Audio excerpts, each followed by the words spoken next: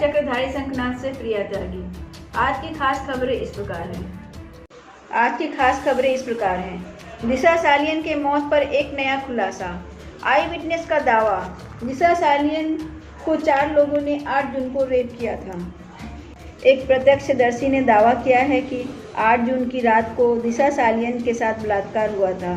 वहीं सुशांत सिंह राजपूत के मन में भी दिशा सालियन को लेकर कई सवाल उठने लगे थे। दिशा सालियन केस में एक चश्मदीद गवाह ने चौंकाने वाला बयान दे दिया है। सीबीआई जल्द ही अपनी रिपोर्ट पेश करने वाली है। सुशांत और दिशा की मौत का कनेक्शन साथ में जुड़ा हुआ है। सुशांत सिंह राजपूत की मौत के 3 महीने हो चुके हैं। आई विटनेस का कहना है कि मौत के ठीक पहले दिशा सालियन के साथ रेप हुआ था। रात के 9 बजे से 9:30 बजे के बीच पार्टी में एक गवाह भी मौजूद था। सोर्सों से पता चला है कि इस शख्स का कहना है कि 8 जून 2020 को मलाड में पार्टी चल रही थी। पहले 1 घंटे तक पार्टी अच्छे से चल रही थी। इसी बीच 2 लोग बेडरूम में चले गए और कमरा बंद कर लिया। उस वक्त किसी को कोई आवाज़ सुनाई न दे, इसलिए पार्टी में बज रहे म्यूजिक को काफ़ी बढ़ा दिया गया था। ये दोनों लोग मास्टर बेडरूम में बंद थे। इस वक्त दिशा सालियन के साथ उनके मंगेतर रोहन राय भी मौजूद था। कुछ समय बाद ये लोग कमरे से बाहर निकल आए। मैं हैरान था कि यहाँ ये सब क्या चल रहा है।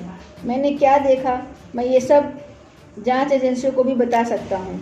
वही दिशा सालियन के कूदने के बाद, शव देखने के बाद रोहन राय और उनका दोस्त बांद्रा रेलवे स्टेशन की तरफ भागे थे। रेलवे पुलिस स्टेशन के सीसीटीवी में इस बात का सबूत जरूर मिलेगा। सुशांत का आखिरी पोस्ट वायरल। सुशांत सिंह राजपूत और दिशा सालियन काफ़ी समय तक एक दूसरे के साथ काम किया था। दिशा सालियन की मौत पर सुशांत सिंह राजपूत ने लिखा था, ये बहुत दुखद खबर है। दिशा के परिवार और दोस्तों को मेरी सांत्वना। ईश्वर तुम्हारी आत्मा को शांति दे। सुशांत केस में ड्रग्स एंगल। छापेमारी के बाद मुंबई से 5 लोगों को एनसीबी टीम ने हिरासत में लिया। 1 लाख की ड्रग्स और 4 लाख कैश बरामद। एनसीबी चीफ मनजिंदर सिंह सिरसा ने कहा है कि black ship of Bollywood to be caught soon. Kangana के पास 96 करोड़ से ज़्यादा की संपत्ति। बॉलीवुड की सबसे महंगी एक्ट्रेस है कंगना रनावत। उन पर इंडस्ट्री के 250 करोड़ से ज़्यादा दांव पर। इतिहास में आज बाटला हाउस एनकाउंटर के 12 साल। 2 साल पहले देश में 3 तलाक देना बना अपराध। 60 साल पहले पाकिस्तान से सिंधु जल समझौता। मुस्लिम महिलाओं को मिली थी इंस्टेंट तलाक से मुक्ति। 3 तलाक के मुद्दे पर महिलाओं को मिली थी बड़ी जीत।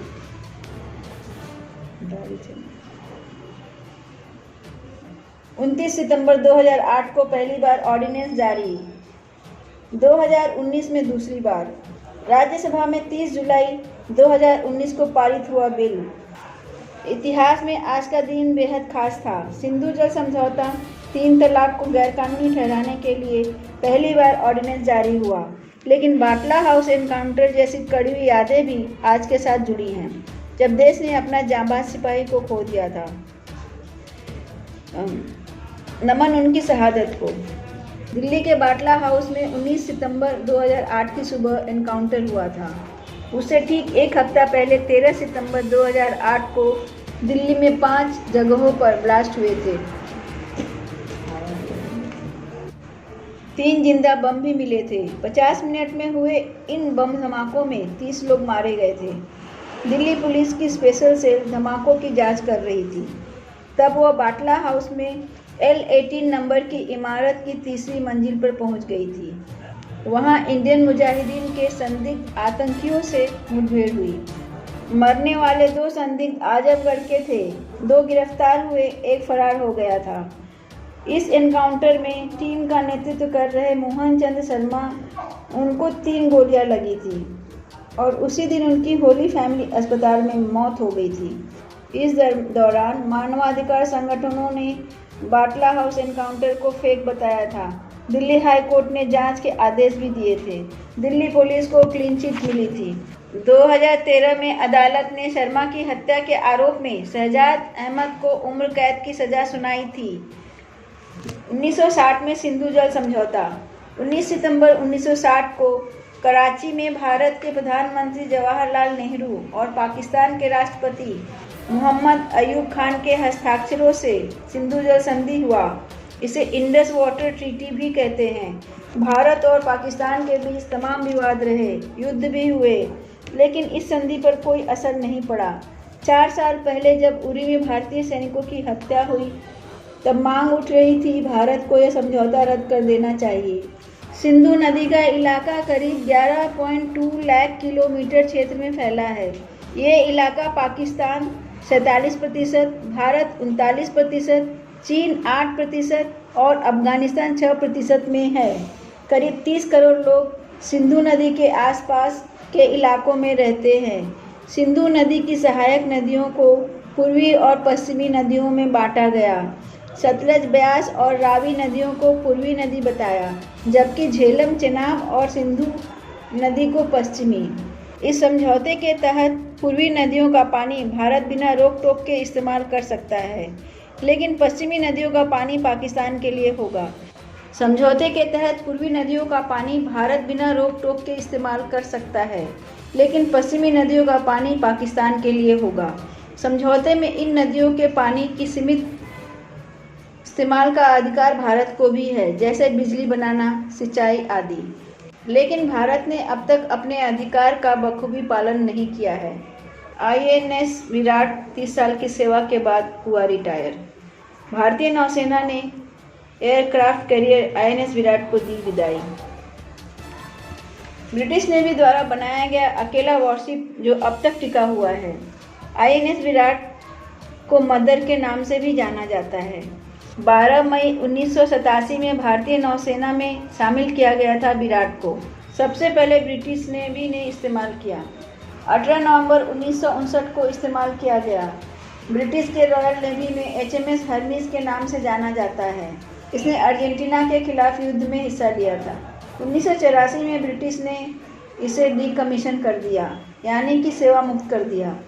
1987 में इसे भारत को बेचा गया। तब से लेकर अब तक 30 वर्षों में INS विराट भारतीय नौसेना के साथ है। INS विराट का नाम Guinness book of world record में भी शामिल है। ये दुनिया का इकलौता ऐसा वॉरशिप है, इतना बूढ़ा होने के बाद भी इस्तेमाल किया जा रहा था। तब भी यह बेहतर हालत में था। यही वजह है कि इसे ग्रैंड ओल्ड लेडी के नाम से जाना जाता है। 30 वर्षों तक सेवा देने के बाद INS विराट 2250 दिनों तक समुद्र में रह चुका है। इतना ही नहीं, करीब 10,94,215 किलोमीटर का रास्ता तय कर चुका है। इसका मतलब ये है कि INS विराट ने समुद्र में यात्रा करते हुए 6 साल का समय बिताया। जल में यास्या बल में तस्या, यानी जो समुद्र पर नियंत्रण कर ले वो सबसे ताकतवर होते हैं। INS विराट कारगिल का शूरवीर भी कहा जाता है, क्योंकि कारगिल युद्ध में लड़ाई सिर्फ तोरोलिंग और टाइगर हिल की चोटियों पर ही नहीं लड़ी गई, बल्कि अरब सागर का इलाका भी शामिल था। देश में आज चुनावी हमलों के शोरगुल के बीच आज INS विराट को प्राथमिकता देना जरूरी है। भारतीय नौसेना की ताकत में 4 चांद लगाने के लिए शामिल किया गया था INS विराट। आज अलंग के लिए मुंबई से INS विराट रवाना हो चुका है। अलंग में उसे डिसमेंटल किया जाएगा। दिल्ली मेट्रो सेवा बहाल कर दी गई है। अनलॉक 5 में एंट्री का वक्त नज़दीक आ रहा है। कोरोना वायरस केसेस पिछले 24 घंटे में लगातार बढ़ते जा रहे हैं। कुल केसेस अब तक के 53,23,907, मौतें 85,731, एक्टिव केसेस 10,13,000, डिस्चार्ज हुए 95,000 से ज़्यादा मरीज। ज़्यादातर 5 स्टेट में ज़्यादा केसेस सामने आ रहे हैं, जिनमें सबसे पहला नाम महाराष्ट्र, आंध्र प्रदेश, तमिलनाडु, कर्नाटका और यूपी है। एक दिन में 95,000 से ज़्यादा मरीज। चीन में नई बीमारी से 3,000 से ज़्यादा संक्रमित। कोरोना के बाद 3,245 लोग इन्फेक्टेड हो गए नई बीमारी से चाइना में। ये हवा में तैरती बीमारी के कीटाणु बहुत ही डेंजरस है। कोरोना देश में राज्यसभा से महामारी संशोधन विधेयक 2020 पास। केंद्र सरकार ने कहा श्रमिक स्पेशल ट्रेन में 97 मजदूरों ने तोड़ा था दम। देश में अब तक 53,12,000 केस। आज के लिए इस वीडियो में इतना ही। हमारे चैनल चक्रधारी शंखनाद को सब्सक्राइब करें, इस वीडियो को लाइक करें, शेयर करें और बेल आइकन दबाना ना भूलें। जय हिंद, वंदे मातरम।